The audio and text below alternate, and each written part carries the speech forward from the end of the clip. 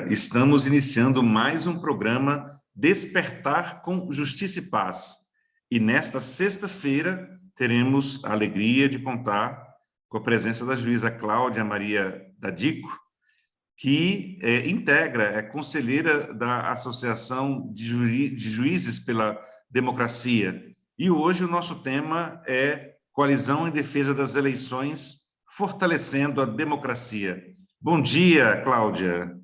Bom dia, Daniel, bom dia, nossos ouvintes. É uma grande honra, uma satisfação estar aqui conversando com vocês. Muito obrigada pelo convite.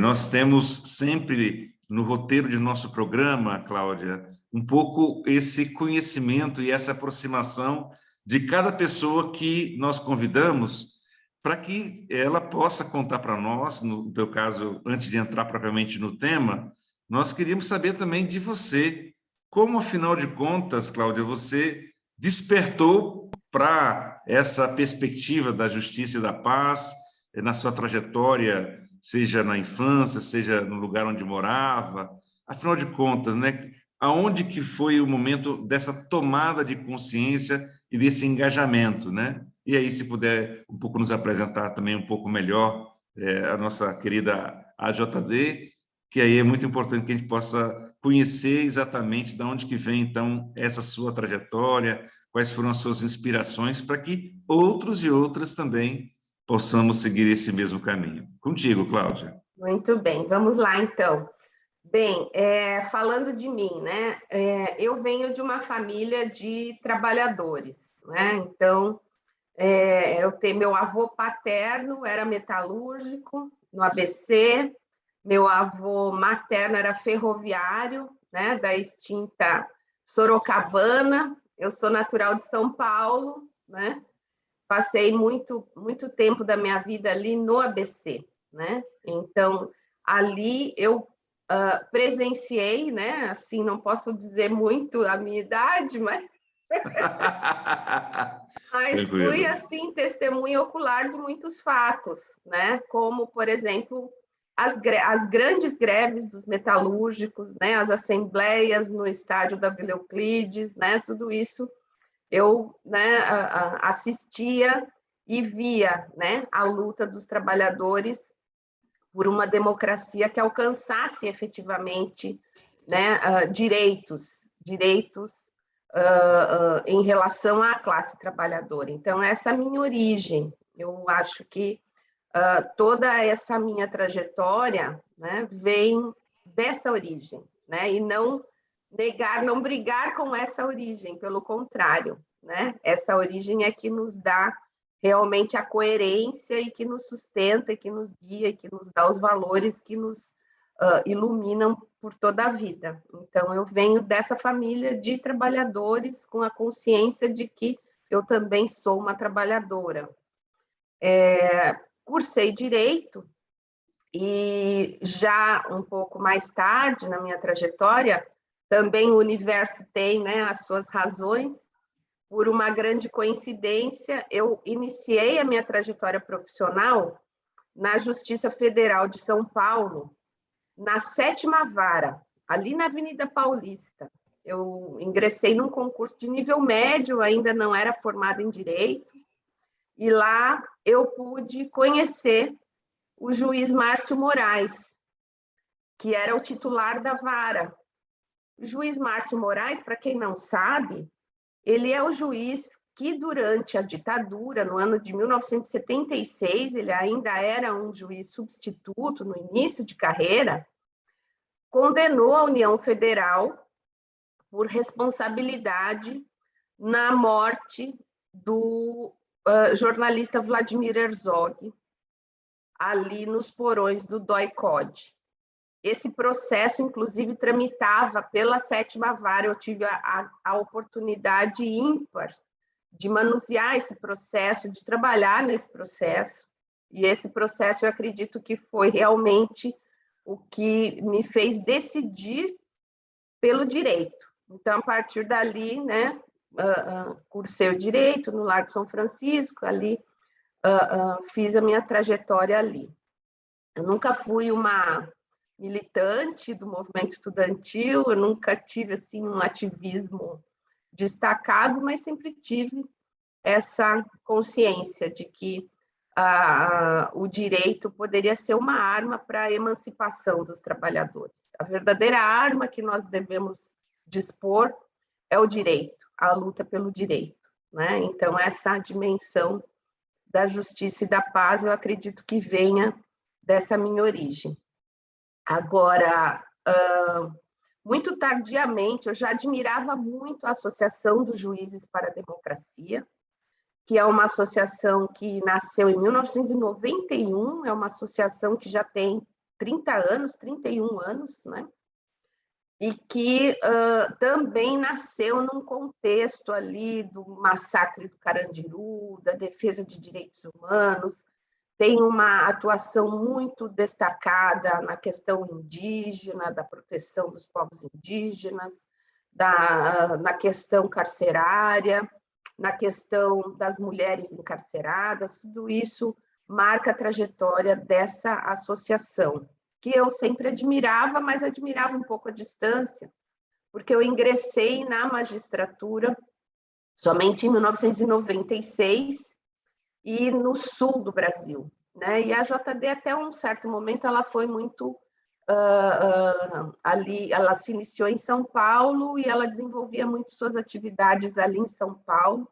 Ela passou a se nacionalizar um pouco mais tarde. Hoje ela é uma associação que realmente tem dimensão âmbito nacional, reúne muitos magistrados de todos os âmbitos, da Justiça do Trabalho, da Justiça Estadual, da Justiça Federal, e eu ingressei na JD no ano de 2016, que foi o ano do golpe contra a presidenta Dilma, porque ali realmente eu vi que a minha atuação como juíza, ainda que orientada pelos valores da justiça e da paz, talvez não fosse suficiente. Era necessária realmente ir para outras trincheiras, além da trincheira jurisdicional, vamos dizer assim.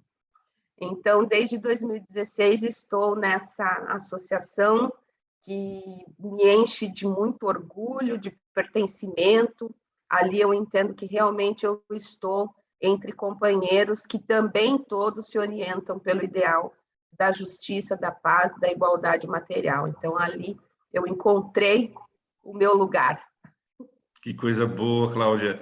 E gente de norte a sul do país também nos acompanhando. A Sulamita Buriti, direto da Paraíba, o Zé Carlos, que fez a ponte, o contato entre nós para que pudéssemos ter nosso agradecimento para ele também da Comissão de Justiça e Paz aqui do DF, Graúna também, que deu aqui um bom dia, nosso querido João Sana, ele que é o coordenador da Comissão de Promoção da Dignidade da Pessoa Humana lá da Arquidiocese de Vitória, né? Também a Maria José da Costa Santos, todos, o Padre Lopes, lá de Capuí, no Ceará também, nos felicitando, dando o nosso bom dia.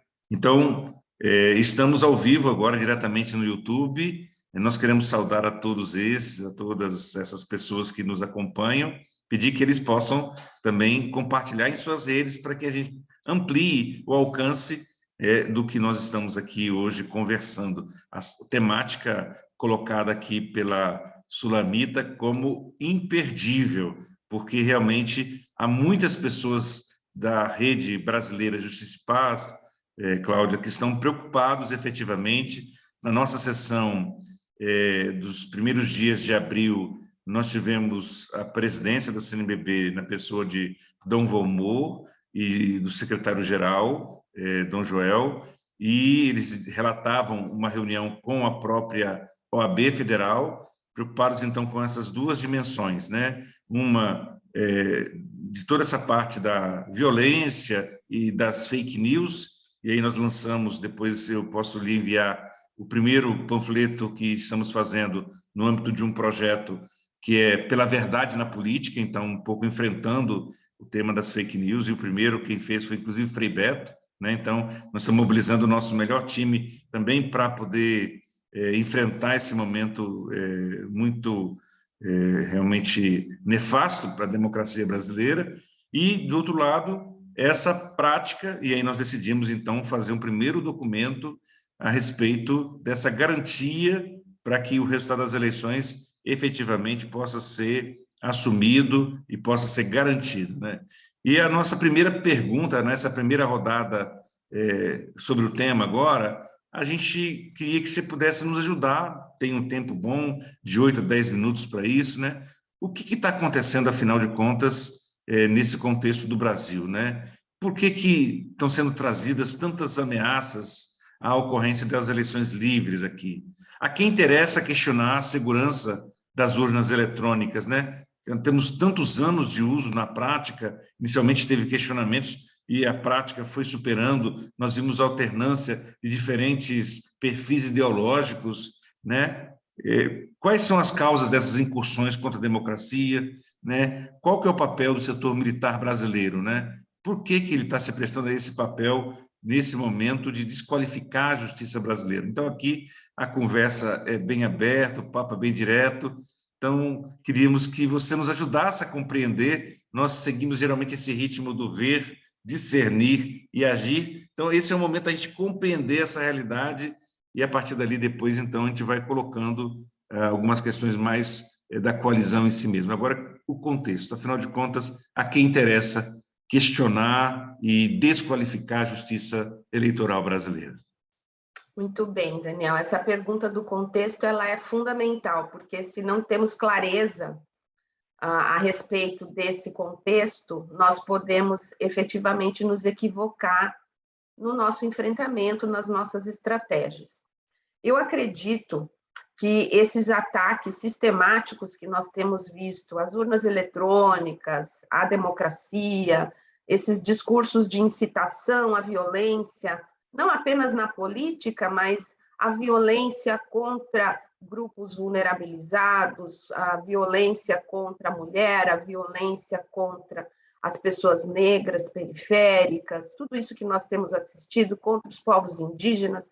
Agora, a violência contra os ativistas de direitos humanos, que tanto nos está angustiando e trazendo tristeza, né, para a nossa luta, eu acredito que todos esses movimentos eles têm que ser colocados e dimensionados dentro da própria evolução do capitalismo. O capitalismo sempre foi um sistema de produção que incluiu no seu modo de operar, logo já no seu início, a violência contra os trabalhadores, de forma a assegurar sempre os lucros, aquilo que chamamos, né, da extração aí da mais-valia, a acumulação em mãos das pessoas que detêm o poder econômico no sistema capitalista. O que nós temos visto atualmente é que este sistema capitalista ele sofre também as suas modificações com o passar do tempo, com o jogo das forças históricas e com a própria conjuntura mundial. Atualmente, nós estamos atravessando um estágio do capitalismo que muitos autores denominam de neoliberalismo, que é um capitalismo totalmente predatório. É um capitalismo, como diz nosso colega Rubens Casara, também da AJD do Rio de Janeiro, é um capitalismo sem luvas, que agora, né, atinge uma fase de financeirização, que está ali extraindo realmente o maior volume de seus capitais em atividades que não demandam tanto a mão de obra humana, e é um capitalismo que agora está sem nenhum pudor de destruir o meio ambiente, de destruir os recursos naturais, de exaurir tudo aquilo que o planeta Terra pode oferecer em termos de recursos. Então, eu acredito que essa evolução, essa transformação do capitalismo em neoliberalismo, que é um capitalismo ainda mais acirrado no que diz respeito aos seus aspectos de ganância, de avidez por lucros a qualquer preço, sem pudores, sem valores, atingiu realmente esse grau que nós estamos assistindo perplexos e atônitos por todo o mundo.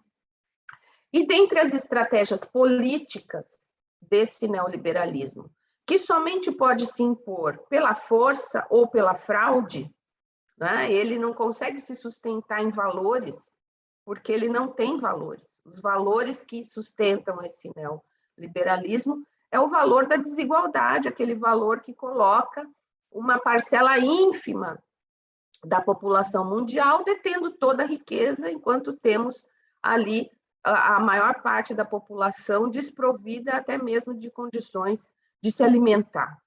Então, para manter esse sistema é necessário, então, que se faça agressões. O capitalismo, em seu estágio atual, ele exige aquilo que nós chamamos de desdemocratização. São ataques sistemáticos à democracia, por várias formas, inclusive usando os instrumentos tecnológicos atuais, que são as redes sociais, a internet, e aí entramos nesse campo do engano, da construção da ignorância, né? Essa estratégia das fake news.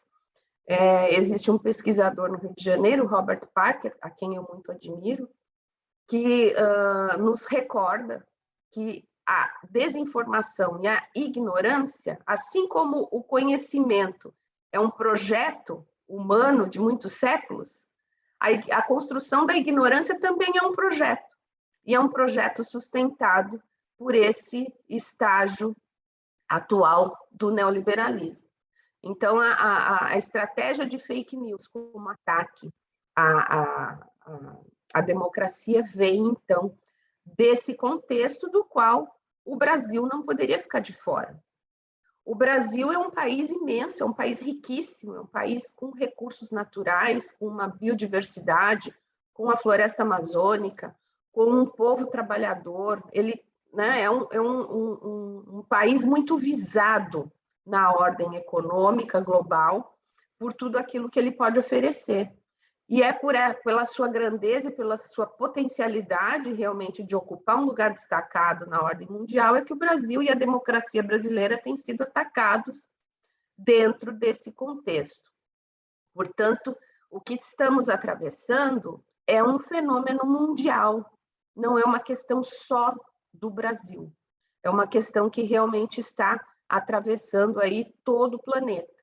Nós já podemos testemunhar, né, naquela que se diz a maior democracia do mundo, que são os Estados Unidos, nós agora estamos acompanhando ali as audiências que o Congresso Nacional americano está fazendo a respeito dos ataques ao Capitólio, que aconteceram quando o presidente Trump se deparou com a situação em que perdeu as eleições.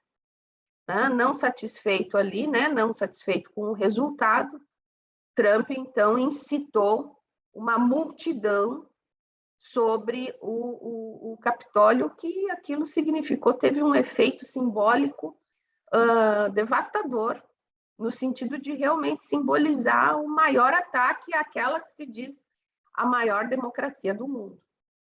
E aqui no Brasil, o que nós vemos é que muitas dessas estratégias que foram utilizadas pelo presidente Trump e pelo trumpismo são incorporadas e são imitadas, e são, de certa forma, também reproduzidas aqui no Brasil, têm sido reproduzidas no Brasil. O mesmo modus operandi, vamos dizer assim, a mesma dinâmica tem sido trazida aqui também para o nosso espaço público. Então, essa disseminação de fake news, esses discursos de ódio, essa incitação à violência e esses ataques à democracia que nós estamos vivenciando, são coisas que realmente vêm dessa ordem mundial e que se refletem aqui, porque o Brasil realmente é um país muito importante, né? É um país que desperta a ambição de quem quer deter o poder econômico a todo preço, a todo custo,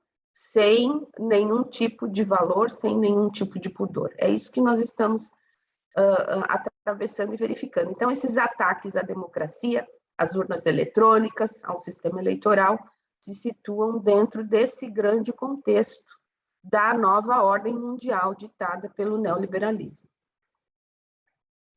E, nesse contexto, agora um pouco pensando a coalizão em si, como é que foi se formando a coalizão? Da onde que partiu essa ideia, né? Qual foi a motivação para a criação da coalizão em defesa das eleições gerais? Quem hoje dela participa, né? Então, conta um pouquinho para nós essa trajetória dessa articulação sobre essa organização ampla, quais são os movimentos sociais, entidades que estão participando, nasceu de que diálogos, né? Para que a gente possa, então, depois, finalmente, ver quais são os seus objetivos e de forma que nós possamos fortalecer Estado por Estado. Nós, inclusive, da Comissão Brasileira, estamos pensando na criação de comitês populares em defesa do resultado das eleições, em defesa contra a violência nas eleições e, ao mesmo tempo, garantindo as eleições livres nesse ano de 2022. Excelente. A coalizão surgiu, eu acredito que a preocupação com esse fenômeno da desdemocratização, de que eu vinha falando, e da escalada de ataques à democracia, era uma preocupação comum de todos esses movimentos sociais, cada um dentro da sua organização. No início desse ano, despertados ali por uma intervenção do nosso conselheiro Rui Portanova, nós do Conselho da JD entendemos que era hora de fazer algo mais, de não ficar apenas ali analisando o noticiário e fazendo, enfim, algum tipo de discurso pessimista ou catastrófico, mas partir realmente para a ação.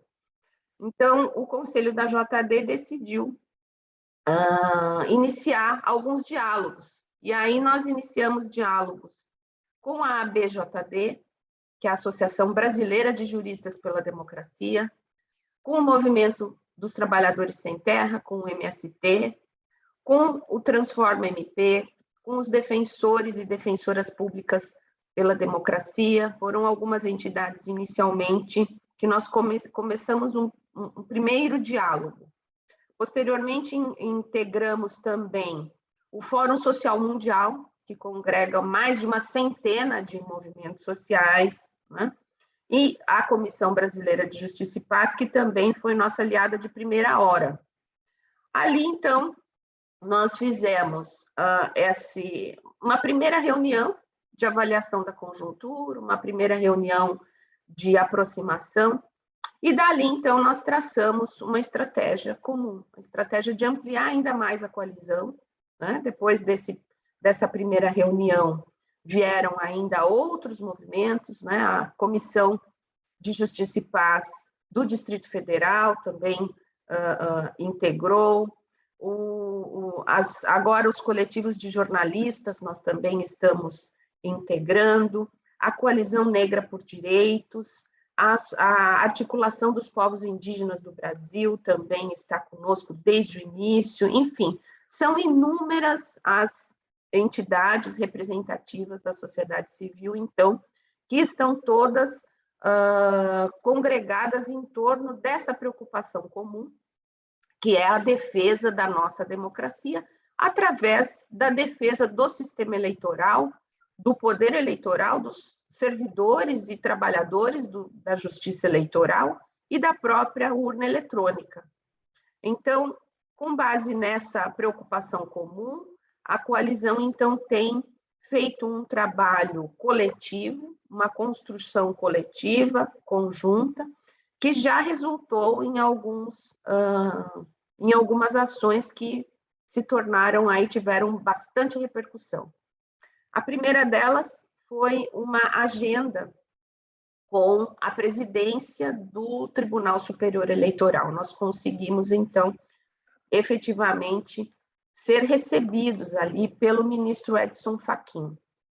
E devo dizer que o ministro nos recebeu realmente com muito prestígio, ele emprestou realmente muito prestígio à presença da nossa coalizão, marcou uma reunião presencial, na qual estavam ali também, além de 15 representantes de 15 entidades da nossa coalizão, tivemos todo o staff do tribunal, da presidência do TSE, então, o diretor-geral do TSE, a juíza auxiliar do TSE, o assessor para assuntos internacionais do TSE, a assessora para a comunicação social, enfim, todo o staff da presidência do Tribunal Superior Eleitoral estava ali.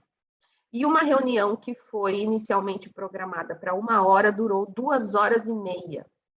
Ele realmente quis nos ouvir, ele realmente quis saber o que a sociedade civil desarmada pode fazer em torno desse tema que nos preocupa a todos. Então, nessa ocasião, nessa reunião, nós entregamos em mãos, o representante da APIB entregou a carta ao ministro Edson Fachin, e nessa carta nós externamos, enfim, toda essa preocupação com esses ataques sistemáticos que o Poder Executivo tem desferido ao sistema de urnas eletrônicas, e nos colocamos, então, numa posição de apoio ao TSE, de solidariedade em face desses ataques. Também registramos a nossa preocupação com a utilização de alguns instrumentos tecnológicos de espionagem que estão sendo adquiridos pelo Poder Executivo, inclusive agora uma decisão bastante preocupante do Tribunal de Contas da União, que referendou, que aprovou a compra desses instrumentos tecnológicos. Então, demonstramos nossa preocupação com a utilização desses instrumentos no contexto eleitoral, né, sabendo que o presidente atual é um candidato e ele irá, então, se beneficiar ele próprio, né, dessas informações numa situação de evidente desigualdade em relação aos demais candidatos, e outras coisas ainda que a utilização desses sistemas pode proporcionar. Então, essa carta foi entregue com essa finalidade, né, manifestar solidariedade. Também requisitamos ali nessa oportunidade a imediata abertura de um edital de chamamento público para uma missão internacional de observadores eleitorais. Foi um pedido nosso. E ali nessa reunião, nós tivemos a informação de que ali já estavam sendo chamados para observar as eleições algumas instituições, como observadores da União Europeia, observadores da comunidade de língua portuguesa, que também estarão presentes aqui nos pleitos eleitorais, na condição de observadores internacionais, mas nós entendemos que o número trazido pelo TSE ainda é muito pequeno, portanto, a nossa coalizão ainda está sugerindo mais nomes. Nós estamos também sugerindo uma lista de pessoas que com experiência comprovada, né, e com a reputação consolidada para atuarem, então, nas eleições na qualidade de observadores internacionais, porque nós entendemos que em outras eleições, em outros contextos, a presença maciça de um número elevado de observadores internacionais, ela não só garante a lisura e a integridade das eleições, como também ela atua como um fator de dissuasão da violência no contexto eleitoral. Então, nós fizemos também essa sugestão e reivindicamos a efetividade das políticas afirmativas de acesso dos grupos minoritários aos fundos eleitorais, com a finalidade de incentivar a participação política de mulheres, povos indígenas, pessoas afro-brasileiras, e etc. Então, esses foram os nossos pedidos, ali na reunião que se desenvolveu no dia 16 de maio. Então, ali estiveram presentes todas essas entidades reunidas em coalizão, entregamos esse documento. A Raquel Braga, que é a representante do Fórum Social Mundial, também entregou a carta do Fórum Social Mundial ao ministro Edson Fachin. Isso também foi muito importante para que o ministro tenha conhecimento, né, desse grande evento que ocorreu em Porto Alegre agora, o Fórum Social, Justiça e Democracia. Então, tudo isso foi objeto dessa reunião. Aí, o que isso resultou? Nós né? Até agora eu relatei o que nós pedimos. Mas né? muito importante, porque contar essa história faz parte dessa compreensão, viu, Cláudia? Exato. De forma Isso. nenhuma, está muito interessante toda a sua dedicação a esse relato, muito bom, muito bom. Aqui temos várias pessoas que se agregaram a nós, aqui a Maria Alice Galon, a Margarida Onofre, também da comissão local, a Helena Rosa, lá da Serra, no Espírito Santo, o Dório Macedo também. Então, a gente vai seguindo aqui com participação e está só aumentando a nossa audiência, as pessoas estão realmente interessadas, né? E agora, então, quais foram os resultados? Muito bom. Muito bem. Então, vamos lá. Então, dessa reunião resultou um convite que o TSE nos fez para que as instituições que integram a coalizão pudessem integrar o Observatório de Transparência das Eleições, que foi instituído ali pela portaria 578 do TSE. Esse observatório, ele reúne diversas entidades da sociedade civil que, na medida das suas finalidades e das suas possibilidades, consiga efetivamente apoiar e auxiliar o Tribunal Superior Eleitoral na organização e na fiscalização até mesmo das eleições. Então, fomos convidados para formalmente integrar esse observatório. E muitas das nossas entidades efetivamente já o fizeram, já estamos integrando, portanto, a estrutura ali, né, a composição do Observatório da Transparência das Eleições, que é esse órgão amplo, que traz ali muitas entidades da sociedade civil. E agora, no dia 20, né, da semana que vem, que será terça-feira, se não me engano, né, nós teremos... Segunda-feira. Segunda-feira, exatamente. Nós teremos uma primeira reunião do Observatório da Transparência das Eleições, que é esse órgão bastante amplo, do qual, né, a nossa coalizão está representada com várias entidades, com a Comissão de Transparência das Eleições. O que é essa Comissão de Transparência das Eleições? Essa comissão foi organizada pelo Tribunal Superior Eleitoral e, a convite do ministro Barroso, quando o ministro Barroso ainda era presidente, ele integrou diversos órgãos ali, já da administração federal, aí são órgãos públicos da administração federal, para auxiliar na organização das eleições. Dentre esses órgãos, o Ministério da Defesa, né? E as Forças Armadas. Então, nessa comissão de transparência, existem, então, representantes do braço armado, vamos dizer assim, da sociedade brasileira, né? Então, nesse dia 20, nós teremos, então, essa reunião entre o Observatório, que é esse órgão amplo, da sociedade civil desarmada, com a Comissão de Transparência das Eleições, que engloba ali diversos órgãos da estrutura administrativa, realmente, do Poder Executivo e Judiciário, no qual também estão incluídas as Forças Armadas e o Ministério da Defesa. Então, nós estamos ali bastante ansiosos com essa reunião, né? O que vai se passar nessa reunião. Esperamos, com todas as nossas forças, que o resultado seja positivo, no sentido do fortalecimento da nossa democracia e da credibilidade de um sistema que já foi responsável pela eleição de presidentes, governadores, prefeitos, vereadores, parlamentares há mais de 25 anos, garantiu a rotatividade no poder, a alternância no poder, porque esse sistema de urnas eletrônicas, ele foi responsável pela eleição de representantes dos mais diversos espectros ideológicos aí da nossa vida partidária. Portanto, a nossa expectativa é de que nessa reunião nós possamos ter um clima efetivamente de colaboração, de comunhão de interesses no sentido de fortalecer esse sistema. Essa é a nossa, nós estamos indo com esse propósito, né? Então, realmente de colaborar.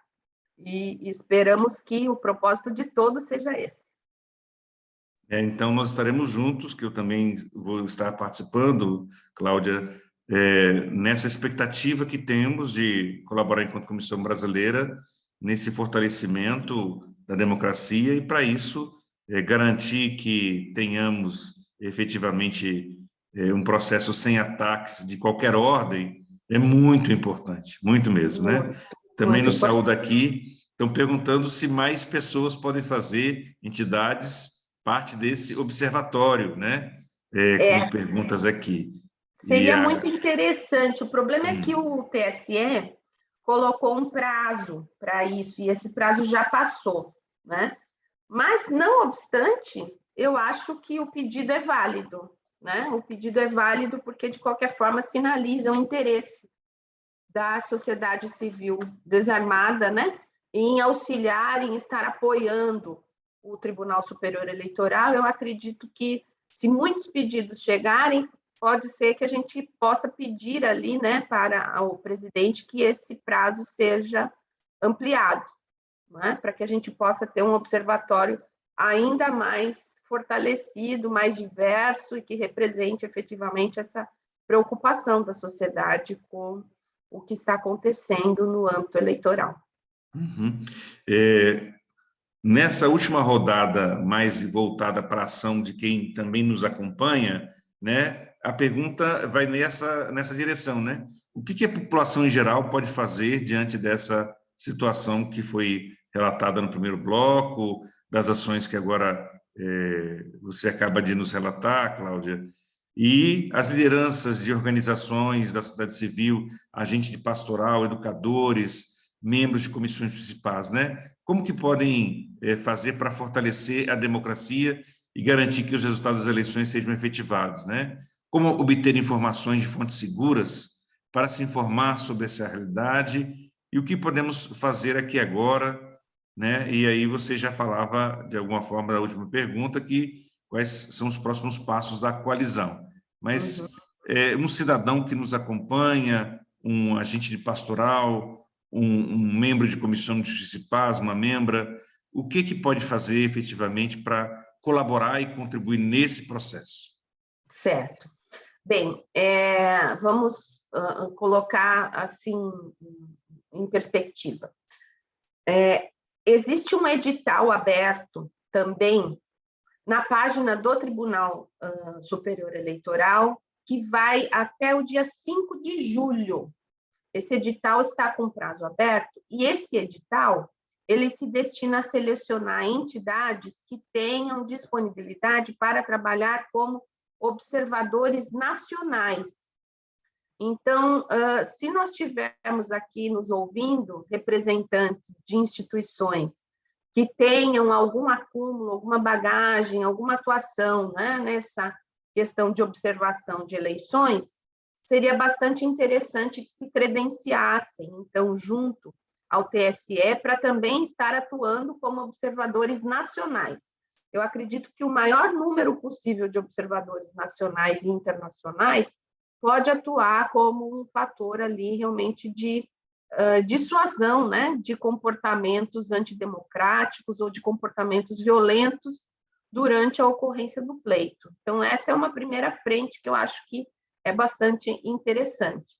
Agora, quanto aos agentes pastorais, quanto a essas pessoas que têm efetivamente esse contato com a população, que têm essa possibilidade de estar ali, né, dialogando com a população, eu acredito que é muito importante transmitir realmente a verdade, né? Transmitir realmente o que está se passando. E aí, obter a informação dos veículos oficiais, né, dos veículos. Nesse sentido, eu acredito que até aquilo que a gente chama de a mídia corporativa, né, que tantos desserviços já prestou à nossa combalida democracia ao longo da nossa história, nesse momento estão, de certa forma, alinhados, né, preocupados ali realmente com o rumo dos acontecimentos. Mas eu acredito que os meios da mídia alternativa, e nós temos vários, né? Nós temos ali a TVT, nós temos a Rede Brasil Atual, nós temos vários veículos de onde nós podemos extrair realmente informações fidedignas, informações a partir da perspectiva do povo trabalhador, né? E essas informações, então, podem ser disseminadas e podem chegar ali às pessoas que realmente estão, por uma razão ou outra, sem possibilidade de elas próprias terem o seu acesso à informação. Então, eu acredito que essa atuação no sentido de mostrar o que está acontecendo, quais são as motivações que estão por trás desses ataques às urnas eletrônicas, e esses ataques à democracia e ao povo trabalhador, né, estão ali disseminados por todo o mundo, mas que aqui no Brasil estão atravessando um momento de acirramento. Eu acredito que essa é uma atuação muito importante, muito interessante ali dos agentes, né, dos agentes das pastorais junto à população, levar a verdade. Eu acredito que se combate a mentira e a desinformação com a verdade. Portanto, essa iniciativa de formação de comitês populares é digna de todos os elogios, eu acredito que ela vem em uma hora excelente. É exatamente por aí, né, que nós podemos, ali no boca a boca, né, estar realmente desmontando essas versões mentirosas, essas versões criminosas, às vezes, que estão sendo disseminadas contra o sistema eleitoral e contra as urnas eletrônicas. Só uma última questão que eu gostaria só de não deixar passar sem falar, né? É que talvez os nossos ouvintes tenham ouvido falar recentemente sobre um ofício que o ministro da Defesa encaminhou ao presidente do TSE, recentemente, ao ministro Edson Fachin, dizendo, né, que as Forças Armadas estavam se sentindo desprestigiadas pelo Tribunal Superior Eleitoral, porque tinham dado muitas sugestões e que as sugestões não tinham sido acatadas, e que ele fechava o ofício dizendo que não era do interesse de ninguém concluir um processo eleitoral eivado de dúvidas. Ele falou de outra forma, mas a mensagem foi essa. Ou seja, deixando no ar uma ameaça. Olha, não é do nosso interesse concluir esse processo eleitoral. Então, isso realmente não ajuda, não agrega, né? Esse tipo de comportamento não traduz exatamente aquilo que nós buscamos, que é a paz no processo eleitoral, a credibilidade no processo eleitoral. Então, qual foi a resposta que o ministro Fachin deu? Porque eu acho que essa resposta deve ser reverberada, deve ter muita repercussão dentro disso que nós estávamos falando e fazer chegar a verdade, né? Dessas 15 propostas, 12 foram aceitas.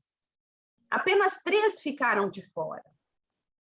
E ficaram de fora por razões técnicas, por razões de que a própria formulação da sugestão já demonstrou que aquela pessoa que fez a sugestão não compreendeu exatamente como o sistema se organizava do ponto de vista técnico. Então, a própria pergunta, né, a própria sugestão já revelou ali uma certa insuficiência de conhecimento acerca da forma como as urnas eletrônicas estão organizadas. Então, não é verdade que o Tribunal Superior Eleitoral não tenha prestigiado o Ministério da Defesa, né? Tanto é que a maior parte dessas sugestões foi aceita, foi acatada. Eu quero dar meu testemunho, eu recebi também todas as sugestões, a análise, e depois se ficaram para essas eleições já acatadas, se ficam como um aprimoramento para a próxima, e eu só, me engano, só uma delas, em tudo, é que efetivamente foi rejeitada, dentro desses critérios. Exato, Então, nós isso estamos mesmo, recebendo essa informação, né? Por isso exato. que quero corroborar e achei muito oportuno esse Uhum. acréscimo, Cláudio. Muito bom. Exato. Então, na verdade, né, essa situação de desprestígio não existe, né? E nós da sociedade civil não podemos deixar de registrar que, né, apesar da preocupação do Ministério da Defesa, a atribuição de organizar as eleições é uma atribuição civil, é uma atribuição da sociedade civil desarmada. O Exército e as Forças Armadas, em geral, atuam tradicionalmente nas eleições numa outra ordem de apoio, que é o apoio logístico, o apoio de deslocamento das urnas, o apoio no sentido da segurança no próprio pleito, mas não na organização e nos critérios técnicos de desenvolvimento dos sistemas de urna eleitoral ou de apuração de votos. Essa não é uma atribuição do Ministério da Defesa. Então, na verdade, houve uma grande deferência por parte da presidência do TSE de permitir que o Ministério da Defesa trouxesse as suas sugestões. Mas não existe uma obrigatoriedade de que todas essas sugestões sejam acatadas, porque nem é esse o papel constitucional das Forças Armadas. É isso que eu Aliás, estava me preparando para lhe perguntar, Cláudia. exato. Se eu, tendo a vivência, como você vê que eu uso óculos, então eu tenho mais de 50 anos, né? Eu Então, também. na minha trajetória, quer dizer, eu nunca vi essa preocupação, na verdade, com a questão, me parece extrapolar um pouco o âmbito da própria atuação constitucional do Exército Brasileiro ou das Forças Armadas brasileiras, né? Totalmente, totalmente. É fora de qualquer atribuição constitucional das Forças Armadas. Mesmo para aqueles que têm uma interpretação bastante duvidosa e bastante distorcida do artigo 142, né, que tentam colocar as Forças Armadas num papel de força moderadora, o que é um rematado absurdo do ponto Sim, de vista sim. do direito constitucional. Não existe nenhum fundamento constitucional para que as Forças Armadas chamem para si essa atribuição. Então, elas estão atuando num desvio, na verdade, de finalidade, né? Ao requerer, ao exigir, né, esse tipo enfim, né, de atendimento às suas demandas. E como Então, se todas tivessem que ser acatadas porque se trata dessa origem, né? O exato, que não coaduna com a ideia do debate democrático, né? Onde as coisas são analisadas, são olhadas a partir daqueles que são os critérios estabelecidos dos processos, né? Eu acho que bom que estamos tendo nesse momento essa aproximação cada vez maior, e a Comissão Brasileira de Justiça e Paz, a Igreja Católica no Brasil, Cláudia, como você sabe, desde 99, com a aprovação da Lei 9840, que enfrenta o uso da máquina administrativa, da corrupção eleitoral, a gente tem se especializado, junto com outras organizações, a formar os comitês de combate à corrupção eleitoral. E a nossa ideia é justamente que esse ano, além de fazer o trabalho que a gente já faz de denúncia, né, para provocar o Ministério Público e outros órgãos da Justiça Eleitoral para o devido combate, isso é uma luta permanente, né, de acrescentar essas novas diretrizes, né, e aí eu, com esse nosso diálogo aqui hoje, eu fico achando que realmente é cada vez mais importante. Eu queria até dizer que nós estamos prevendo para o dia 30 à noite uma conferência extraordinária da Rede Brasileira de Justiça e Paz, e aí a gente junta tanto aqueles que somos cristãos leigos e leigas, né, batizados, como também temos muitos religiosos, freira, padres, que também fazem parte da Justiça, Paz e Integridade da Criação, para que a gente possa estar juntos, né, juntas nessa formação dos comitês, e aí, se depois eu continuarei em contato contigo para ver se você pode estar conosco, porque o nosso objetivo é isso, não deixar para depois, porque efetivamente, ou a gente cuida agora, né, desse resgate, temos uma oportunidade de restaurar a nossa democracia e realmente enfrentar esse desmonte das políticas públicas que afetam principalmente, né, os povos originários, as comunidades tradicionais, né, e também as pessoas e das nossas periferias urbanas, né, e por isso, então, o nosso empenho nesse sentido, né. Eu quero registrar umas últimas colocações aqui. Leador Machado lhe saúda, viu?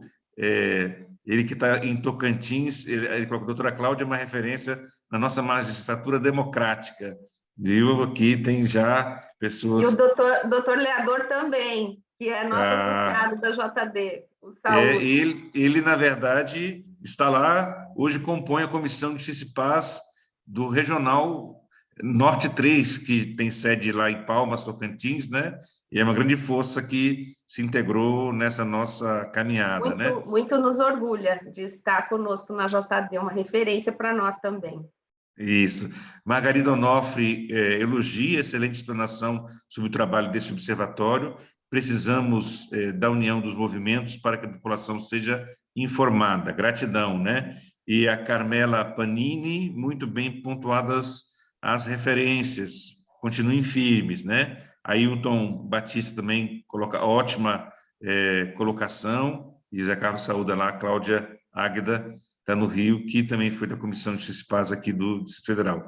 Eu queria, então, Cláudia, se me permite, tinha deixado para esse momento final, a leitura da nota da própria CNBB. Várias entidades do nosso âmbito se pronunciaram, né? O CIMI, a CPT, a Caritas Brasileira, a própria Repam Brasil, e eu queria, então, rapidamente, só proceder aqui a leitura e colocar depois à disposição no nosso bate-papo a nota da CNBB de solidariedade às famílias desses que foram assassinados. Aí acabei de colocar a nota, e para que a gente não deixe passar em nenhum momento sem a devida pontuação esse crime bárbaro, né, e que tenta nos intimidar, mas pelo contrário, assim como outros na Amazônia, que a gente teve a oportunidade de trabalhar juntos, como a irmã Dorothy, eu tenho focado a minha atuação na Amazônia, se juntam para também estarmos juntos fazendo essa defesa. Diz assim a nota da CNBB: a Conferência Nacional dos Bispos do Brasil expressa sua solidariedade às famílias do indigenista Bruno Pereira e do jornalista Dom Philips. Aguarda o esclarecimento total do ocorrido e exige a responsabilização dos envolvidos. Não se pode aceitar a agressão ao ser humano, o desrespeito ao meio ambiente, à nossa casa comum, nem o encobrimento da verdade e da justiça. Essas mortes integram a lista de dramas vividos na região amazônica, como bem expressou o Papa Francisco na exortação apostólica pós-sinodal Querida Amazônia, dirigida à atuação da Igreja no bioma. No documento, o Santo Padre aponta que os interesses colonizadores que, legal e ilegalmente, fizeram e fazem aumentar o corte de madeira e a indústria minerária, e que foram expulsando e encurralando os povos indígenas, ribeirinhos e afrodescendentes, provocam um clamor que brada aos céus. Fiéis ao sucessor de Pedro, reafirmamos os sonhos expressos para a região, conforme manifestados pelo Papa Francisco em sua exortação. Sonho com uma Amazônia que lute pelos direitos dos mais pobres, dos povos nativos, dos últimos, de modo que a sua voz seja ouvida e a sua dignidade promovida, como a Amazônia que preserve a riqueza cultural que a caracteriza e na qual brilha de maneira tão variada a beleza humana, que guarde zelosamente a sedutora beleza natural que a adorna, a vida transbordante que enche os seus rios e as suas florestas, com comunidades cristãs capazes de se devotar e encarnar de tal modo na Amazônia que deem à Igreja rostos novos com traços amazônicos.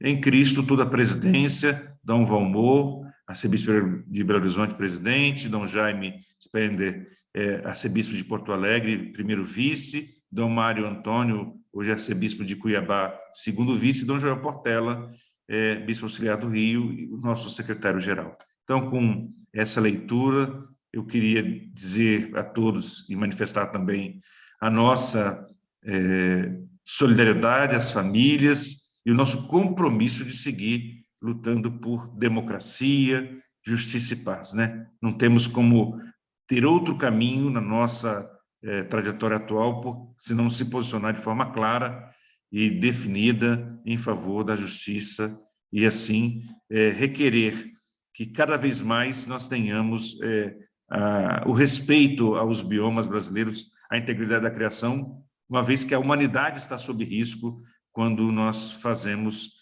esse tipo de exploração predatória no nosso país. Eu acho que as eleições se aproximam, nós temos chamado no projeto Encantar a Política atenção para a eleição dos parlamentares e das parlamentares, tanto em nível estadual como em nível federal, porque muitas vezes o debate fica centralizado, e é importante, no nível do executivo, mas também temos que lançar nosso olhar cuidadoso e ser criteriosos para poder escolher bem também aqueles que integrarão essas casas, porque muitas das atrocidades hoje realizadas pelo atual presidente do Brasil o foram com respaldo e com apoio de uma maioria no Congresso Nacional Brasileiro. Essa denúncia a Comissão Brasileira de Justiça e Paz reitera, faz, porque efetivamente assim tem sido. Passo, finalmente, então, Cláudia, para suas considerações finais, e assim a gente vai encerrando mais esse Despertar com Justiça e Paz, convidando para que na próxima sexta-feira nós tenhamos aqui com uma outra temática, seguindo sempre com temas para que a gente, na sexta-feira cedo, desperte, e todo final de semana, geralmente é de atuação desses agentes das comissões de Justiça e Paz, e a gente possa estar, assim, bastante inspiradas para isso. Contigo, Cláudia. Bem, depois da leitura dessa linda nota, né, que nos inspira a todos e que demonstra bem a gravidade do momento que nós estamos atravessando, eu, como conselheira da Associação Juízes para a Democracia, só posso aqui manifestar o total apoio a cada palavra da nota, né? Nós também gostaríamos de aproveitar aqui a oportunidade para manifestar nossa solidariedade, para também prantear o luto pela perda de Bruno, pela perda de Dom, e que se junta aí ao luto que também é pranteado pela perda de tantos outros, né, que também dedicaram suas vidas à defesa dos povos indígenas, à defesa da Amazônia, à defesa dos direitos humanos.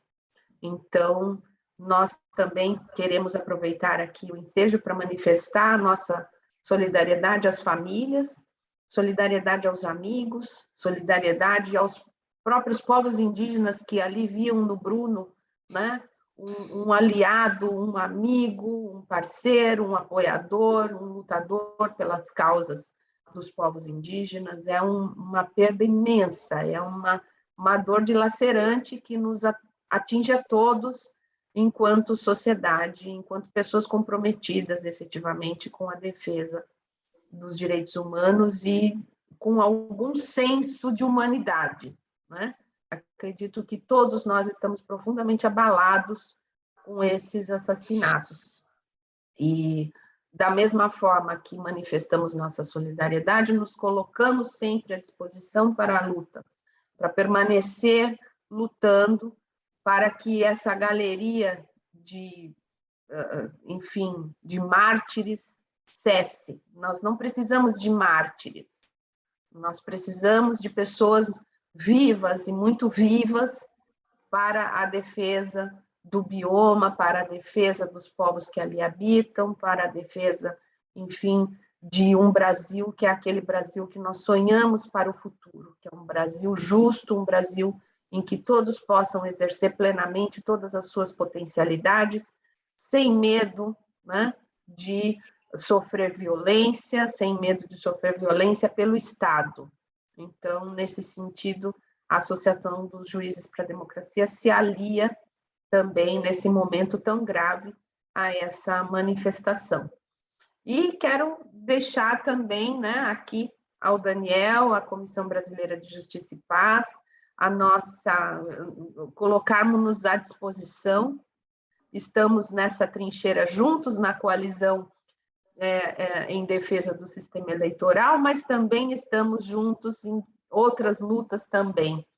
E acredito que esse esforço que a gente espera que a partir do ano que vem seja um esforço de reconstrução do Brasil, nós também estejamos juntos nesse esforço de realmente colocar as coisas nos trilhos, de nos refazer dessa avalanche de destruição que nós estamos aí presenciando nesses últimos anos. Então, nesse sentido, nos colocamos aqui ombro a ombro, né, com a Comissão Brasileira de Justiça e Paz, para travar nossas lutas e fazer nossas construções conjuntas. Então, nesse sentido, eu encerro a minha fala, agradecendo muito a oportunidade de estar aqui nessa manhã e vamos perseverar.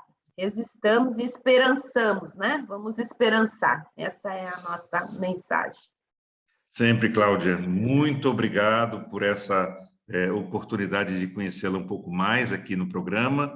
E em outros momentos nós vamos voltar a comentar, justamente porque aqui nós temos como se fosse uma pequena fonte, humilde, singela, mas que irradia a esses rincões do país, onde nós temos pessoas imbuídas desse espírito de servir a democracia, a justiça e a paz ao nosso povo brasileiro.